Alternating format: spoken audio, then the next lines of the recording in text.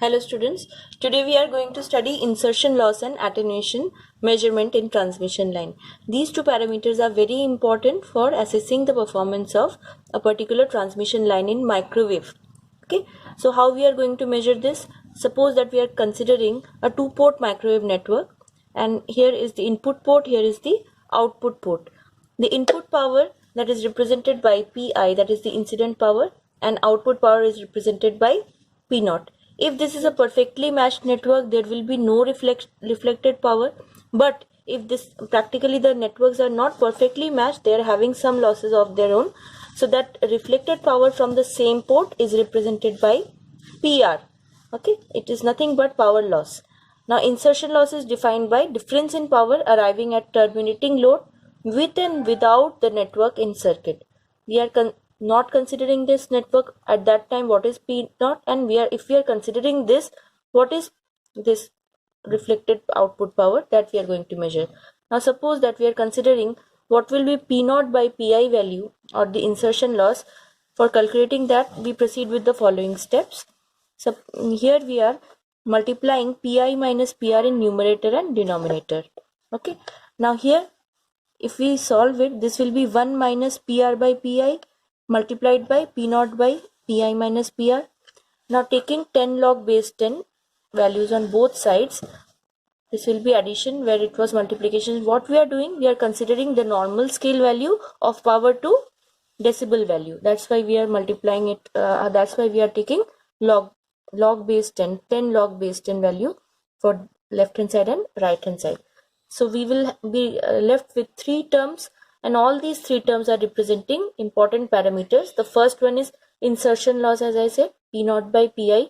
Next one is reflection loss, that is PR by Pi, 1 minus PR by Pi. The next one is P naught upon Pi minus PR. This is attenuation loss. So these parameters are very important. If as I already said, perfectly matched network, so PR will be 0. Now for calculating this attenuation loss, we use two methods. First is power ratio method, next is RF substitution method.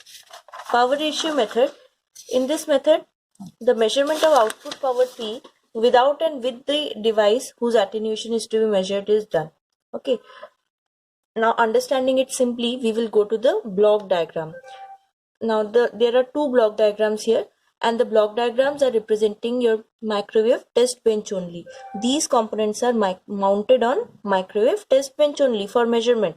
Okay, now this is microwave source, that is klystron or gun. This is the frequency meter. Why we are using frequency meter? Again, to tune the frequency of this transmission line to its resonant frequency at the output, and if we connect CRO, we will get maximum value. So resonant frequency gives maximum value at the output, so we will tune it using frequency meter. Then we will have slotted line section with a matched termination. Then these last three blocks these are for power detection. Okay, this is crystal detector, thermistor mount. This is having two junctions, and there is a thin wire of semiconductor here. So this is the thermistor in construction. Then we have power meter to display the power. Whatever change in temperature is produced here will be displayed as power change in the output by using the power meter. Okay, the same diagram is here, but here the difference is that we are connecting in between frequency meter and slotted line. We are connecting the device under test, device whose attenuation is to be measured. So firstly, without connecting this device, what power we are getting, we will measure as P1. Next, after connecting the device, there will be a power loss in this device also. So that power will be measured here as P2. This power will be attenuated power. This is normally whatever power is being shown by the transmission line. This is P1. So P2 by P1 ratio will give me the attenuation of this device under test. Okay, so this is one method of calculation, but this is not giving very accurate results. So using RF substitution method, we will get more accurate results. So here a similar kind of procedure is measured, but here the only difference is that we are using a calibrated attenuator here. The basic principle of this method is that output power P of unknown device or network is to be measured. Network is then replaced by calibrated attenuator, which is adjusted to get the same power P. I'll explain this in detail. See this block diagram. There are two block diagrams again. The first block diagram has microwave source frequency meter. This is the network whose attenuation is to be measured. We are connecting it first. Well and good. And I will calculate the power in the power meter. Next I will connect calibrated attenuator here. And I will attenuate the power here. Suppose that I will attenuate it by 1 dB or 2 dB or 3 dB depending on what value I am getting at power meter. I will adjust it so that I get the same power value P here as I am getting in the first case when I am connecting the network whose attenuation is to be measured. Are you getting the link? Here I am connecting the network, measuring the power. Here I am calibrating the attenuator to get the same power P. This is how I can know that directly what is the attenuation. So this is more accurate process for measuring the attenuation. Okay. Next, we will study the measurement of voltage standing wave ratio, VSWR. Now VSWR, as we all know, is the ratio of maximum voltage upon minimum voltage. Suppose that we are considering a klystron power supply and this is a particular mode. For that mode, this peak value is giving the maximum value of voltage and this one is giving me the minimum value of voltage. So maximum to minimum value of voltage will give me the S value, that is your VSWR, denoted by capital S. Also this is equal to 1 plus reflection coefficient rho upon 1 minus rho. Rho is the reflection coefficient and rho is equal to P reflected upon P incident. Okay. Now, why we are using the reflection coefficient value here? Because when we are terminating a particular transmission line with a metallic wall and reflected waves start coming, okay, or we are connecting a particular device under test, due to that reflection start coming in the device, that means a particular that reflected value of wave will have a reflection coefficient of its own. So the reflection coefficient plays a very important role in calculation of this S value, VSWR value. Now coming to the method that are used for calculating VSWR, there are two methods, slotted line technique and double minimum technique. Slotted line technique is used for measuring VSWR less than 10. Value is less than 10. As we know, VSWR value varies from 1 to infinity. So this value for less than 10 value of VSWR, we are using slotted line technique. For VSWR value greater than 10, we are using double minimum method.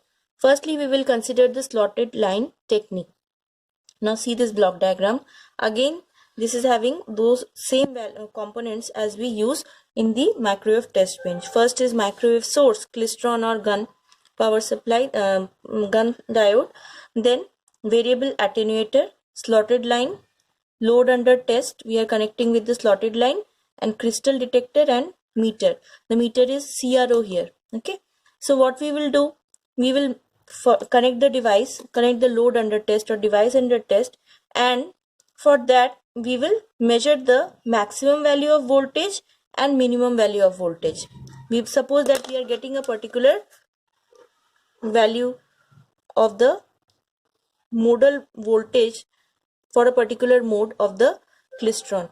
Okay, for that we will calculate what is Vmax and we will calculate what is the Vmin value. So the ratio of the two values will give me directly the VSWR. This is one technique but not very accurate. Another technique that is being used for calculating VSWR greater than 10 is double minimum method.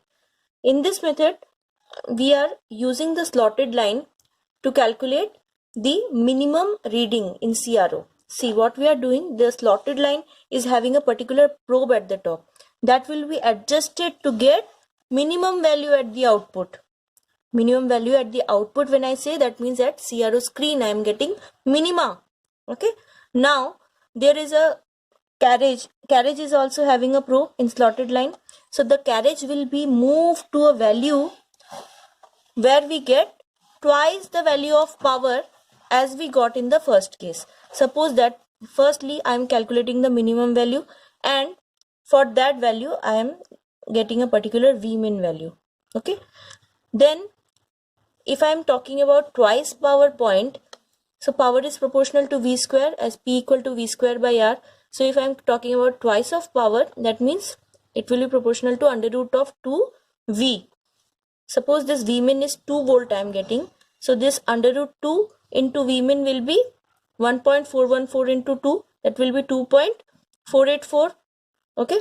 So like that, voltage, for that particular value of voltage, I will adjust the probe and I will calculate the, using the vernier caliper scale in the slotted section, I will calculate the value of D1.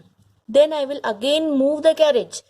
Okay, I will move the probe that is connected to the carriage and I will calculate the next point at which I am getting the same power minimum value, and I will note down the value of using vernier caliper in centimeter. That will be your D2.